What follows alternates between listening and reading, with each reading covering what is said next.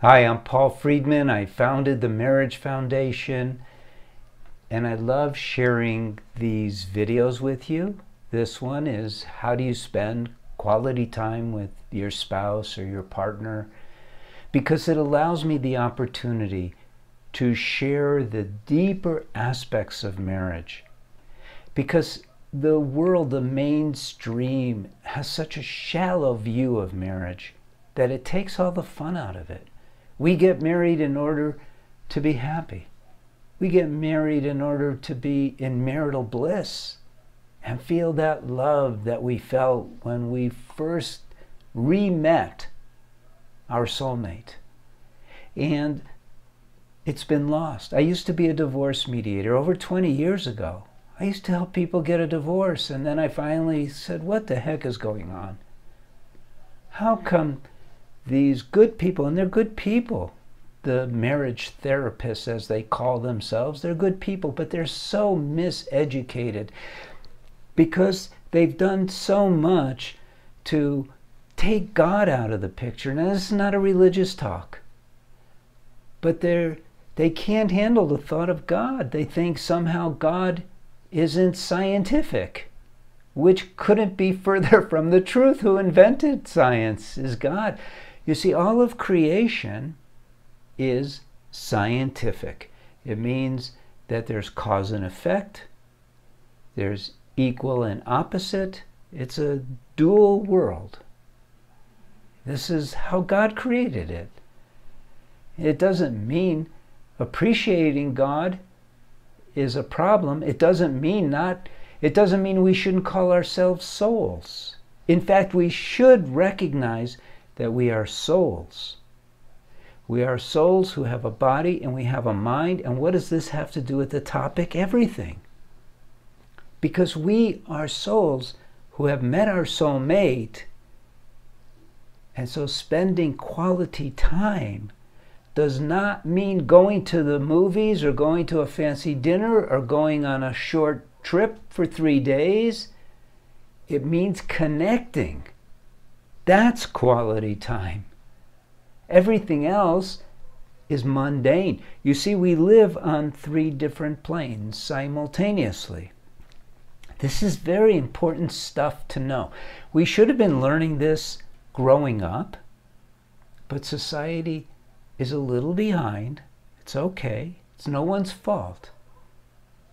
So here we go. Let's pay attention to this. So you're a soul. You became a human being, and then you became either a man or a woman based on the biology, but you're still always a soul. Now you're riding around in this body, and you have a mind.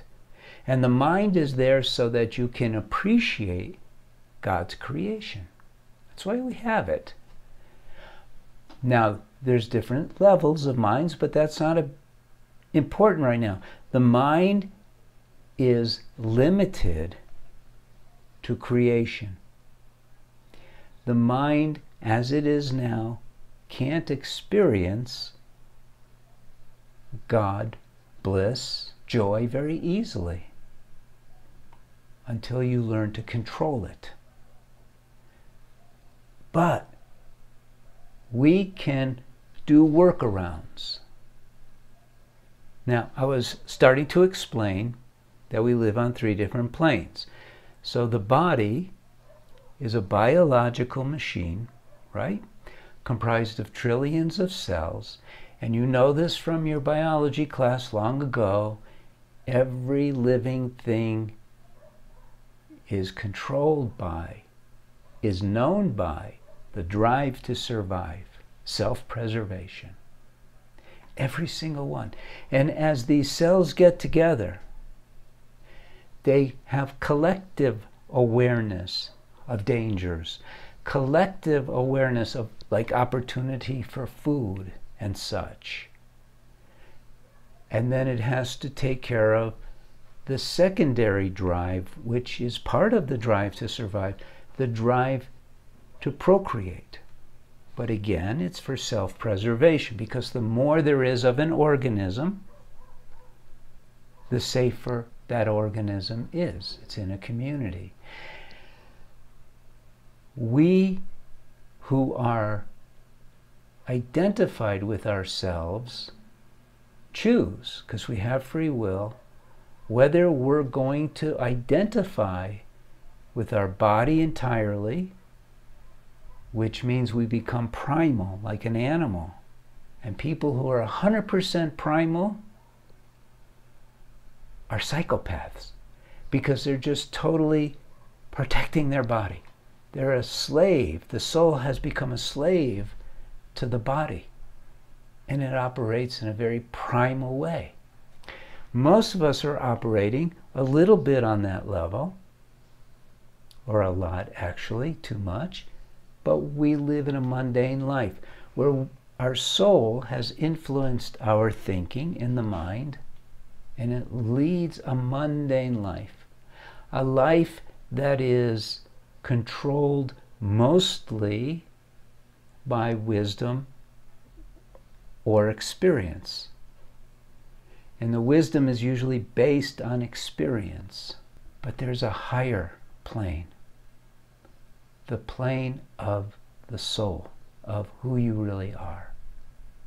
And that is love, wisdom, ultimate wisdom, and joy. That's the nature of your soul. So quality time, where do you think you'll spend it? Where you're getting pleasures that satisfy the bodies by eating good food, drinking a little wine, enjoying the scenery, or when you connect as souls on that highest plane of consciousness? It's a rhetorical question, isn't it? Obviously, the more time you spend at that level, the more joy, the more wisdom, the more love you will feel. So I'm not like mainstream. I don't talk about going to the movies. I'm not talking about going to dinner or going for a walk. Those are all very nice. But while you are doing those things, the most important thing to do is to not allow your mind to go down, to get caught up in its fears, to want to discuss things about your relationship. Don't go there. Don't do those things. They'll drag you down. All your attention in your marriage should be on loving your spouse, loving your partner, being there for them. Cast aside doubts, cast aside fears, even the fear, oh, we're not getting enough time together. Love is at a very high plane. It's not dependent on the bodies being together. That's why people who are married but don't see each other for years sometimes. In some countries, people have to go to work. In other countries, they're so in love with each other because they don't have expectations of having to fulfill their marriage in the mundane plane. They've lifted their marriage up to the plane of love. And that is the way to spend quality time together. You see? Now, there's a lot you can learn about marriage by watching these videos, and you should subscribe. There's more you could learn by reading one of my books. And if you really want to go for it, get that bliss that I'm talking about, then take the course, either for men or for women, because I address them very differently. And it's free to sign up. It's a 3-day trial. Yes, we take your payment information, so in 3 days you could be billed, but then it's guaranteed for 90 days.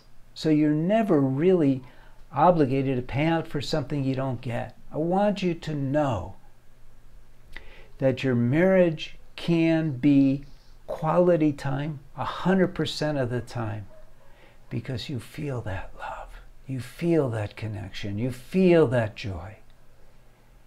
You become such a different person. You know, the mainstream awareness of marriage is so stupid. I'm sorry, but it is. It's all about how to argue better, how to communicate, which you should learn how to communicate, and the Course helps you with that. But they don't focus on the most important, which is how to connect at the level of the soul. And it's a step-by-step process. You have to learn how to master your mind. We don't even talk about that in the world. And yet it's a critical part of having a good marriage, is to learn how to master your mind. In fact, in the books I've written, it's always the longest chapter on controlling your mind. You have to be able to do that so your heart can open up. I want you to experience what I experienced, what thousands of people who have taken the courses have experienced and are experiencing. You deserve it. And my name is Paul Friedman. I founded the Marriage Foundation. I used to be a divorce mediator over 20 years ago. I used to help people get a divorce. Kind of sad. But I've made up for it, because now thousands and thousands of people are getting what they should out of their marriage. Visit again, subscribe. God bless you, and take care. Thank you.